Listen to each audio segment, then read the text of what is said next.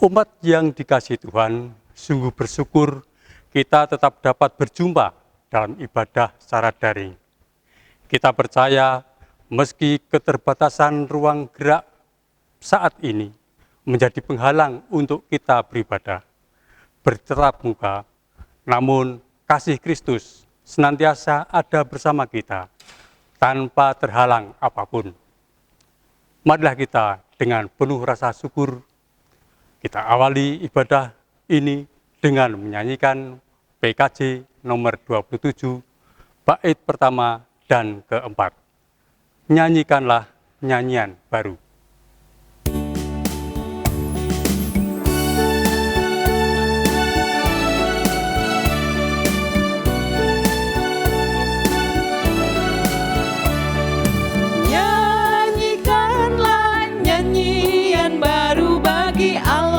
Pencipta cakrawala, segala serafim kerubim, pujilah Dia, besarkanlah namanya. Bersorak-sorai bagi rajamu, bersorak-sorai bagi rajamu.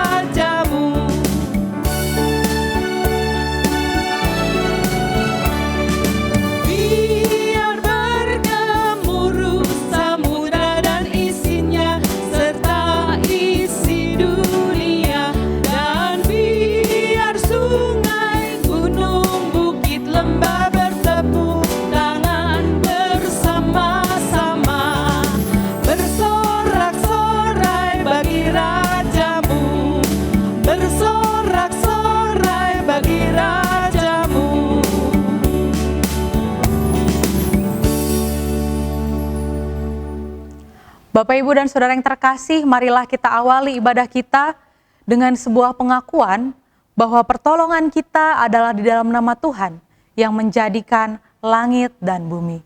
Kasih karunia dan damai sejahtera dari Allah Bapa kita dan dari Tuhan Yesus Kristus menyertai saudara sekalian. Hidup seringkali berisikan pergumulan hebat. Tak jarang kita merasa lelah dan takut karena menghadapi badai permasalahan yang tak henti-henti. Hari ini kita akan bersama merenungkan penyertaan Tuhan melalui tema ibadah Ia bersamamu di Buritan. Tuhan berfirman seturut Yesaya 59 ayat 1. Sesungguhnya tangan Tuhan tidak kurang panjang untuk menyelamatkan, dan pendengarannya tidak kurang tajam untuk mendengar. Bapak, Ibu, dan Saudara yang terkasih, Ia selalu ada dan bersedia untuk membersamai kita dalam segala musim kehidupan. Marilah kita masuk dalam doa pengakuan dosa. Ya Tuhan yang Maha Kasih, kami mengakui bahwa Engkau tidak pernah meninggalkan kami. Engkau senantiasa membersamai kami dalam setiap musim kehidupan kami. Namun ya Bapa, pengakuan itu tidak selalu dapat kami hayati, apalagi ketika kami dihantam oleh permasalahan berat dalam kehidupan kami. Seringkali keegoisan, seringkali hawa nafsu, dan juga emosi kami membuat kami lupa bahwa Tuhan bersama kami, dan justru membuat kami hanya mengandalkan diri kami sendiri. Untuk itu ya Bapa, kami mohon ampun. Kami mohon ampun untuk segala keterbatasan dan kesalahan kami. Kiranya ya Tuhan, Engkau memampukan kami untuk senantiasa mau bertumbuh di dalam Tuhan. Untuk tidak hanya mengandalkan diri kami sendiri. Karena kami sadar betul, justru ada banyak keterbatasan dalam diri kami. Biarlah kasih Tuhan yang senantiasa membersamai kami, menuntun kami untuk terus memperbaharui diri. Demi Kristus Yesus kami telah berdoa. Amin.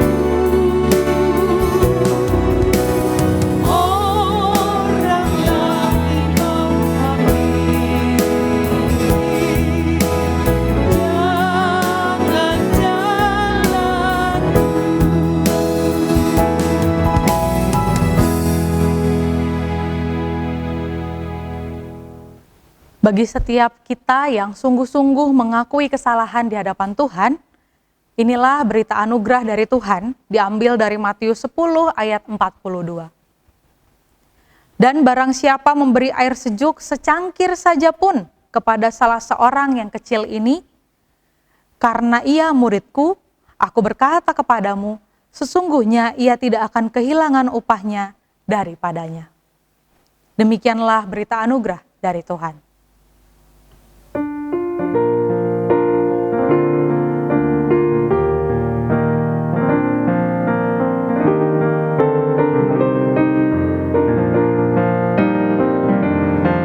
Bersyukurlah pada Tuhan karena Ia baik, bahwasanya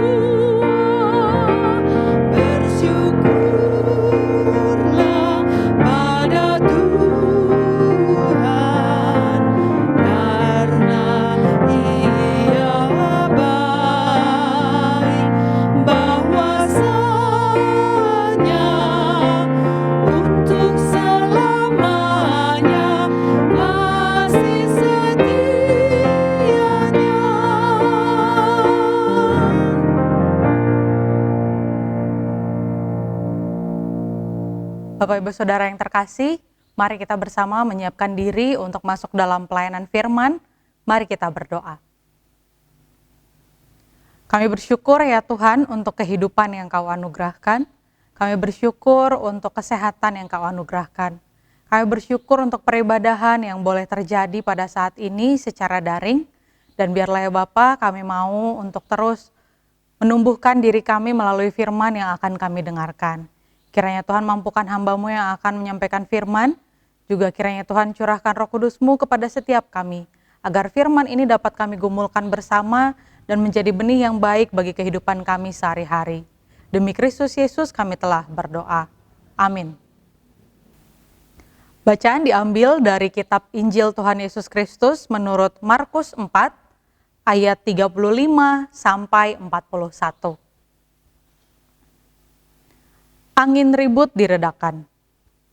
Pada hari itu, waktu hari sudah petang, Yesus berkata kepada mereka, "Marilah kita bertolak ke seberang." Mereka meninggalkan orang banyak itu lalu bertolak dan membawa Yesus beserta dengan mereka dalam perahu di mana Yesus telah duduk dan perahu-perahu lain juga menyertai Dia. Lalu mengamuklah taufan yang sangat dahsyat dan ombak menyembur masuk ke dalam perahu, sehingga perahu itu mulai penuh dengan air. Pada waktu itu Yesus sedang tidur di buritan di sebuah tilam. Maka murid-muridnya membangunkan Dia dan berkata kepadanya, "Guru, engkau tidak peduli kalau kita binasa?" Ia pun bangun menghardik angin itu dan berkata kepada danau itu, "Diam, tenanglah." Lalu angin itu reda dan danau itu menjadi teduh sekali. Lalu ia berkata kepada mereka, "Mengapa kamu begitu takut? Mengapa kamu tidak percaya?" Mereka menjadi sangat takut dan berkata seorang kepada yang lain, "Siapa gerangan orang ini, sehingga angin dan danau pun taat kepadanya?" Demikianlah bacaan kita. Yang berbahagia adalah setiap kita yang mau merenungkan dan melakukan firman ini dalam hidup sehari-hari. Haleluya. Bapak, Ibu, dan Saudara yang terkasih, di dalam kehidupan kita selalu ada saja peristiwa-peristiwa yang tidak dapat kita kendalikan. Contoh menarik, beberapa hari yang lalu, saham Coca-Cola turun harganya, bahkan turunnya drastis, hanya karena satu peristiwa, yaitu ketika Cristiano Ronaldo menggeser Coca-Cola yang ada di hadapannya dan mengangkat air mineral. Ternyata gestur sederhana itu membuat saham Coca-Cola turun. Mungkin ada banyak pengusaha merasa, ya sepertinya investasi di Coca-Cola mulai dipertanyakan kalau sampai ada gestur seperti itu. Itu baru contoh di mana pilihan Cristiano Ronaldo untuk hidup lebih sehat akhirnya berdampak pada bisnis Coca-Cola. Mungkin buat kita itu nggak ada dampaknya, tapi buat para pemegang saham Coca-Cola itu cukup berdampak, Bapak Ibu Saudara. Dalam kehidupan kita sehari-hari, tentu ada saja peristiwa-peristiwa di luar kendali kita yang membuat kita merasa dirugikan, entah itu soal bisnis kita, atau juga merasa terancam karena kesehatan kita, karena nyawa kita yang menjadi taruhannya. Entah karena tiba-tiba sakit, atau entah karena tiba-tiba mengalami peristiwa kecelakaan, atau juga mungkin konflik berat yang membuat kita menjadi takut, panik, bahkan merasa kehidupan ini akan segera berakhir karena peristiwa tersebut. Bapak, Ibu, dan Saudara yang terkasih, kira-kira itulah perasaan yang juga dialami oleh para murid ketika taufan yang mengamuk dan juga ombak menghantam perahu mereka dan mereka diombang-ambing di atas perahu itu. Mereka berpikir mereka akan binasa. Tentu hal itu menjadi sumber ketakutan yang nyata. Di antara mereka latar belakangnya ada yang nelayan. Dan sebagai orang yang biasa naik perahu melaut untuk pekerjaan mereka pasti tahu bedanya mana badai yang akan mengancam kehidupan mereka, mana yang biasa-biasa saja. Kalau mereka panik, menurut saya berarti badai ini sungguhlah besar. Bapak Ibu Saudara yang terkasih, untuk hal-hal yang tidak bisa kita kendalikan, tentulah ketakutan akan menjadi respon kita. Namun dari cerita bagaimana Yesus meredakan angin ribut, kita bisa melihat bahwa walaupun manusia punya keterbatasan atas kendali, walaupun manusia punya keterbatasan untuk mengendalikan kehidupannya, tetapi kendali Tuhan atas kehidupan manusia tidaklah terbatas.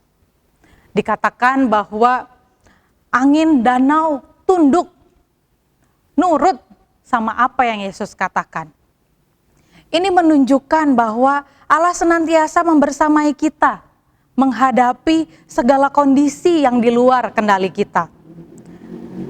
Di tengah taufan yang mengamuk itu, Yesus diam di buritan kapal. Bapak Ibu Saudara yang terkasih, saya pikir awalnya buritan itu kan katanya di bagian belakang perahu. Oh, di bagian belakang. Yesus kayak santai-santai gitu ya. Tapi ternyata ketika saya cek, ternyata buritan itu suatu tempat di belakang kapal yang dimana justru kendali kapal itu ada di situ. Kendali kapal untuk mengarahkan perahunya ada di situ, ada di buritan. Nah, Bapak Ibu Saudara yang terkasih, ini seperti suatu simbol dalam cerita bahwa Yesus berdiam di suatu tempat yang bisa mengendalikan perahu itu. Seakan-akan mau menyiratkan pesan bahwa Yesus ada pada posisi yang tepat untuk mengendalikan keadaan. Memang saat itu para murid belum benar-benar mengerti, belum benar-benar kenal Yesus ini kuasanya sebesar apa. Karena bagi mereka Yesus itu guru. Panggilan mereka kepada Yesus guru. Tapi mereka belum benar-benar mengenal siapa Yesus sebenarnya. Karena dalam Injil Markus memang tidak ada penjelasan sejak awal, pengakuan sejak awal bahwa Yesus ini adalah Kristus, bahwa Yesus ini adalah anak Allah. Yesus ini masih samar-samar digambarkan sebagai sosok ilahi, sosok insani yang sebenarnya punya kuasa ilahi, yang sebenarnya bagian dari perwujudan Allah. Bapak, Ibu, dan Saudara yang terkasih, tentulah di dalam kondisi yang tidak dapat kita kendalikan, kita selalu punya rasa takut. Kadang malah rasa takut kita itu lebih besar daripada permasalahan yang terjadi. Rasa takut itu seperti suatu badai tersendiri di dalam diri kita ketika kita menghadapi badai yang nyatanya. Ketika melihat keluarga kita sakit, kekalutan kita, ketakutan kita lebih besar daripada rasa sakit yang sebenarnya sedang dihadapi oleh keluarga kita. Nah, Bapak Ibu Saudara, respon kita sebenarnya adalah satu-satunya hal yang bisa kita kendalikan ketika kita menghadapi situasi yang tidak terkendali. Diri kita adalah satu-satunya hal yang bisa kita kendalikan untuk menghadapi permasalahan-permasalahan yang tidak selalu bisa kita tangani. Carol S. Dweck, seorang guru besar bidang psikologi di Amerika sana, telah puluhan tahun meneliti soal pola pikir.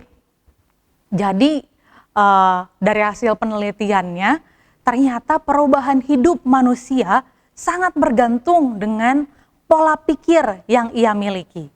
Dari hasil penelitian Dweck menemukan bahwa ada dua pola pikir yang banyak ditemukan dalam diri manusia, yaitu fixed mindset atau mindset yang tetap. Jadi mindset yang tetap ini pola pikir di mana orang ketika melihat sesuatu, dia merasa ini sesuatu yang sudah final, sesuatu yang tidak bisa diubah, sesuatu yang akhirnya pasti begini. Jadi buat si orang fixed mindset itu kalau orang dia kenal satu orang ngomongnya kasar, sampai kapanpun buat dia orang ini pasti ngomongnya kasar. Atau dia lihat dirinya itu orang fixed mindset ya, melihat dirinya tidak suka makan sayur. Sampai kapanpun dia akan bilang pada dirinya sendiri dan juga pada orang lain, saya tidak suka makan sayur. Bahkan saya tidak bisa makan sayur. Itu orang yang fixed mindset. Dia pola pikirnya tetap. Dia tidak suka dengan perubahan. Dia melihat, nah kalau ketemu masalah, kalau ketemu suatu keadaan yang tidak sesuai dengan harapannya, maka buat dia itu masalah. Dan masalah itu akan tetap jadi masalah karena dia tidak pernah memikirkan tentang solusi. Dia tidak terbiasa mencari solusi. Nah, satu bentuk yang lain adalah pola pikir yang growth mindset, yaitu mindset yang tumbuh. Orang-orang yang punya growth mindset biasa menilai keadaan sebagai sesuatu yang belum selesai, masih bisa diperbaiki, sebagai suatu kemungkinan. Jadi kalau dia lihat, saya nggak suka makan sayur, gimana ya supaya saya bisa makan sayur? Itu orang yang growth mindset. Saya miskin, saya terlahir dari keluarga miskin, tapi gimana ya supaya saya tidak lagi miskin? Bagaimana cara saya supaya saya bisa sekolah dengan setinggi-tingginya sampai punya ilmu dan punya modal untuk meningkatkan kesejahteraan kehidupan saya? Itu orang yang growth mindset. Nah, maka ketika menemukan hal-hal yang tidak sesuai harapan, orang yang memiliki pemikiran growth mindset melihatnya sebagai tantangan untuk memperbaiki dan memperbaharui diri. Tidak langsung putus asa, tidak langsung takut semata, ataupun sampai merasa buntu. Bagi Dweck, peneliti yang saya sebutkan tadi, mindset itu layaknya otot, dapat dilatih setiap hari untuk bisa menghasilkan pikiran-pikiran yang berdaya guna. Kalau ototnya dilatih dengan cara fixed mindset, maka pemikiran kita akan terus terbentuk tetap, kaku, hanya bisa melihat masalah. Tetapi kalau kita melatih pola pikir kita dengan cara growth mindset, maka otot kita akan lebih fleksibel, mau melihat solusi, dan mau terus melihat hal-hal apa yang bisa diupayakan dari suatu masalah yang ditemukan. Bapak Ibu Saudara yang terkasih, kita bisa meminjam konsep growth mindset yang tadi saya sebutkan itu untuk merespon segala badai hidup yang menghampiri kita. Di tengah kondisi yang sulit, lihatlah itu sebagai tantangan yang mendorong kita untuk bertumbuh. Di tengah badai hidup yang tiba-tiba saja datang, lihatlah itu sebagai tantangan yang mendorong kita untuk bertumbuh. Keadaan sulit bukan tanda Tuhan meninggalkan kita. Bukan juga sebentuk tanda Tuhan tidak lagi berkuasa.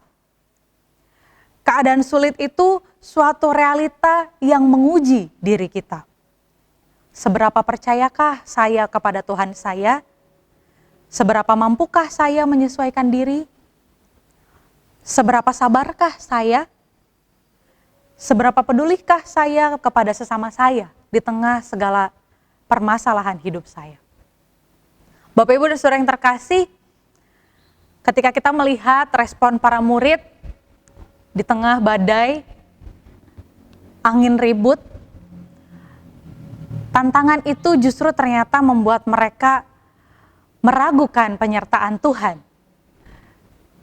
Maka Yesus pun harus menunjukkan kepada mereka bahwa Tuhan tidak meninggalkan mereka, bahwa Tuhan berkuasa, bahwa Yesus menjadi perantara, Yesus menjadi pernyataan Allah berkuasa atas badai hidup yang membuatmu takut.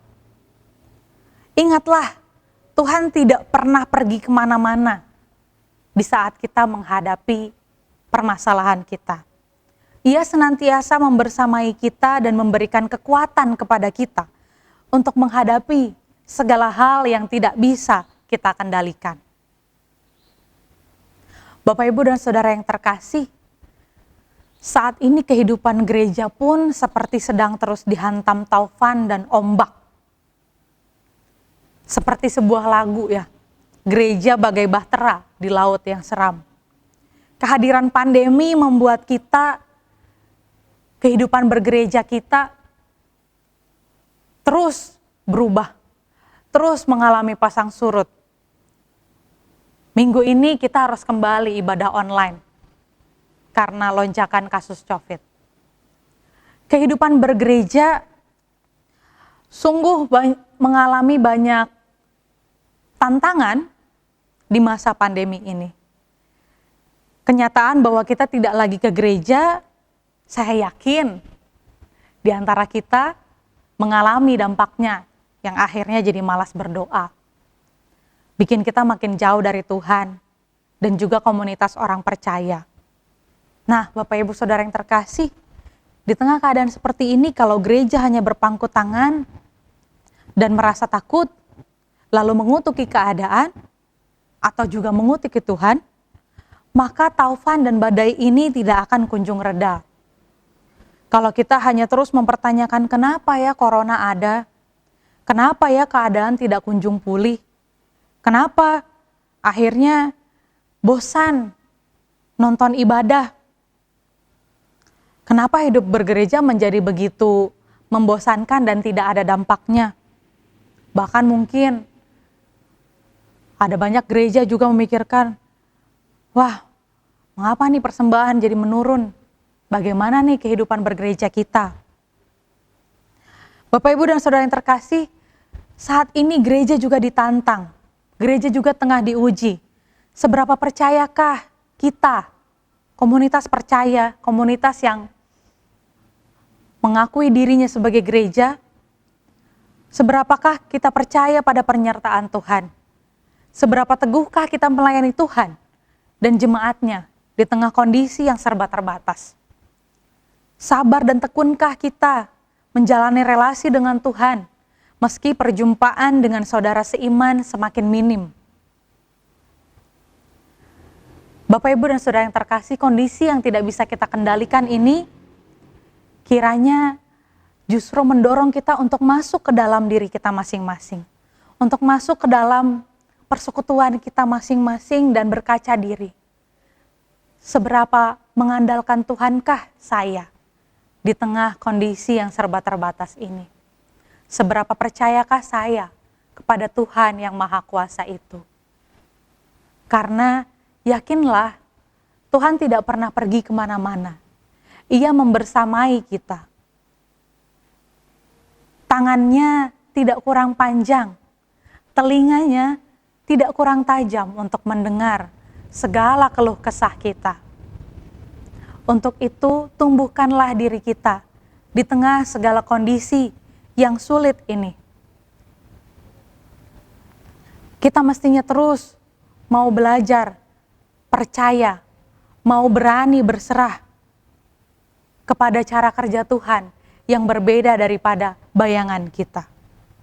Karena sejatinya, di badai topan dunia pun, hanya Dialah tempat perlindungan kita. Amin. Tuhan memberkati saudara.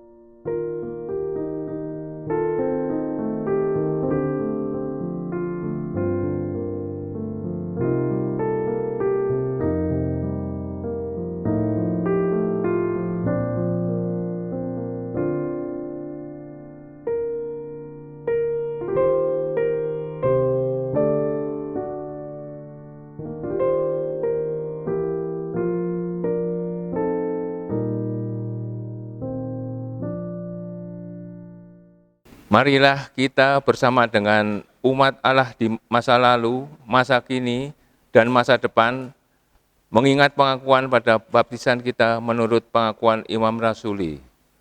Aku percaya kepada Allah, Bapa yang Maha Kuasa, Khalik langit dan bumi, dan kepada Yesus Kristus, anaknya yang tunggal, Tuhan kita, yang dikandung daripada Roh Kudus, lahir dari anak darah Maria, yang menderita sengsara di bawah pemerintahan Pontius Pilatus, disalibkan, mati, dan dikuburkan, turun ke dalam kerajaan maut, pada hari yang ketiga bangkit pula dari antara orang mati, naik ke surga, duduk di sebelah kanan Allah, Bapa yang Maha Kuasa. Dan dari sana Ia akan datang untuk menghakimi orang yang hidup dan yang mati. Aku percaya kepada Roh Kudus, gereja yang kudus dan am, persekutuan orang kudus, pengampunan dosa, kebangkitan orang mati, dan hidup yang kekal. Amin. Bapak Ibu Saudara, mari kita masuk ke dalam doa syafaat. Mari kita berdoa. Ya Tuhan, kami bersyukur untuk penyertaan-Mu di dalam kehidupan kami. Sampai saat ini Tuhan berikan kesempatan kepada kami untuk menikmati banyak berkat, khususnya untuk menikmati firman Tuhan yang boleh kami dengar. Kiranya ya Bapa, kami mau terus bertumbuh menjadi pribadi yang senantiasa percaya kepada Tuhan, yang mau membiarkan Tuhan mengendalikan kehidupan kami, apalagi untuk hal-hal yang memang tidak bisa kami kendalikan. Biarlah kami terus belajar untuk mengendalikan diri kami, agar kami senantiasa percaya dan mau terus berani berpasrah di hadapan Tuhan. Agar kami mau mengupayakan apa yang bisa kami upayakan dan mempercayakan apa yang tidak bisa kami upayakan kepada Tuhan. Kami mau ya Tuhan, mau bertumbuh bersama dengan Tuhan di tengah segala badai topan kehidupan kami. Saat ini ya Bapa, kami juga mau berdoa bagi setiap jemaat di tempat kami yang saat ini tengah sakit. Kiranya ya Bapa, Engkau menyertai mereka, Engkau memulihkan dan menyembuhkan. Berikan selalu semangat dan juga harapan yang menyala dalam hati mereka. Mampukan juga setiap keluarga yang menemani mereka agar dapat menyatakan kasih Tuhan melalui keberadaannya. Mampukan juga setiap kami untuk dapat memberikan dukungan melalui setiap doa-doa kami yang kami lantunkan setiap hari bagi setiap saudara kami yang tengah sakit. Kami juga mau berdoa ya Tuhan, bagi setiap warga daerah Kebumen yang pada minggu-minggu ini harus terus meningkatkan protokol kesehatan, harus terus meningkatkan kesadaran dan kedisiplinan untuk hidup dengan lebih bersih, untuk bersedia terus menjaga jarak dan memakai masker dalam setiap kesibukan mereka. Biarlah upaya kami bersama ini dapat berdampak pada penurunan kasus COVID, dan biarlah kami senantiasa terus belajar menjaga kesehatan kami dan juga menjaga kesehatan orang-orang di sekitar kami. Mampukan juga ya Tuhan setiap orang-orang yang bekerja sebagai tenaga medis, berikan selalu kekuatan dan juga berikan selalu kesehatan, juga kebutuhan mereka Tuhan lengkapi, agar mereka dapat mengerjakan pekerjaan mereka dengan baik dan juga keluarga mereka Tuhan jaga dalam setiap pergumulan-pergumulan mereka. Kami juga berdoa bagi setiap pemerintah kami di daerah maupun di pusat yang terus bekerja untuk menangani pandemi ini. Biarlah ya Bapa, Engkau memakai mereka untuk melakukan karya-karya terbaik mereka bersama dengan Tuhan, agar setiap masyarakat Indonesia dapat tertolong, agar kami dapat segera menyelesaikan permasalahan pandemi di negara kami ini. Kami juga mau berdoa ya Tuhan bagi anak-anak, adik-adik ataupun cucu-cucu kami yang sampai saat ini masih terus harus belajar secara daring. Di tengah masa-masa liburan mereka ya Tuhan, kiranya Engkau senantiasa menjaga mereka, menumbuhkan mereka melalui pembelajaran-pembelajaran lain yang dapat mereka akses secara lebih luas. Dan nanti ketika mereka kembali ke sekolah, walaupun masih harus belajar daring, kiranya Tuhan tumbuhkan semangat mereka, kiranya Tuhan tumbuhkan kreativitas dan kekritisan mereka, karena kami percaya mereka akan tumbuh menjadi generasi yang lebih baik lagi, karena mereka bertahan di tengah segala krisis yang ada. Kami juga berdoa bagi para guru dimanapun mereka berada, biarlah ya Tuhan, Engkau yang menjaga mereka, memampukan mereka untuk beradaptasi, untuk berinovasi di tengah kondisi pendidikan di Indonesia yang tengah krisis pada saat ini. Terkhusus kami berdoa bagi sekolah kami, Sekolah Penabur, Kiranya ya Tuhan, Engkau memampukan juga sekolah kami ini untuk terus berkarya di tengah segala keterbatasan, untuk terus menjadi ruang pewartaan kasih Tuhan melalui fasilitas pendidikan yang diberikan kepada anak-anak. Kami juga berdoa ya Bapa bagi gereja kami, bagi para pelayan di tempat ini, pendeta, calon pendeta, para penatua, aktivis, karyawan gereja. Pakailah setiap kami untuk melayani jemaat-Mu dan juga melayani Tuhan dengan penuh dedikasi, dengan penuh ketulusan. Biarlah kasih Tuhan semakin dinyatakan melalui pelayanan kami bersama. Inilah doa-doa kami ya Tuhan, kami serahkan kehidupan kami ke dalam tangan-Mu. Demi Kristus Yesus kami berdoa. Amin. Marilah kita memberikan persembahan kita kepada Tuhan dengan dasar firman Tuhan yang diambil dari Mazmur 139 ayat yang ke-14. Aku bersyukur kepadamu oleh karena kejadianku dahsyat dan ajaib. Ajaib apa yang kau buat dan jiwaku benar-benar menyadarinya. Marilah kita memberikan persembahan kita dengan menyanyikan NKB 208 ayat ke-1 dan 2, tabur waktu pagi.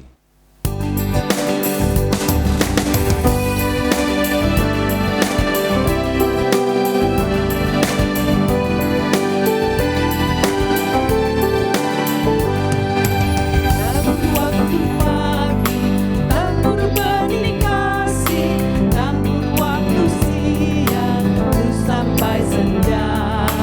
Nantikan tuaian pada musim panen, kita akan bersuka bawa berkasnya, masuk lumbungnya. Kita akan bersuka bawa berkasnya, masuk lumbungnya. Kita akan bersuka bawa berkasnya.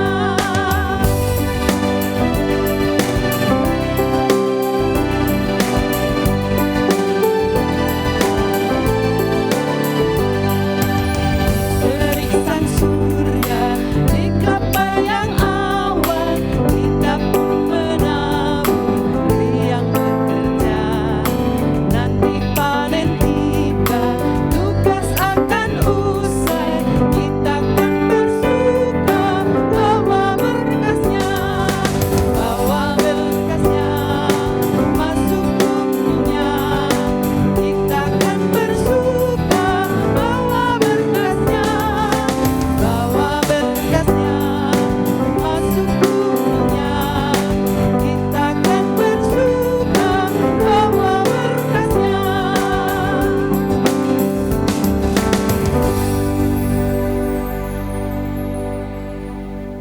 Marilah kita berdoa. Ya Tuhan, kami bersyukur untuk penyertaan-Mu dalam hidup kami. Bahkan dalam segala kesulitan pun, berkat-Mu senantiasa nyata dalam keseharian kami.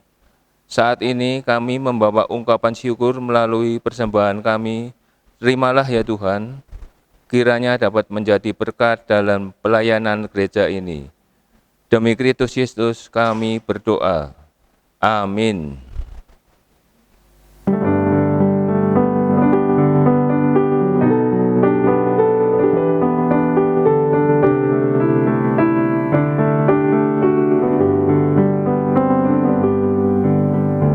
Apapun juga menimpamu, Tuhan menjagamu.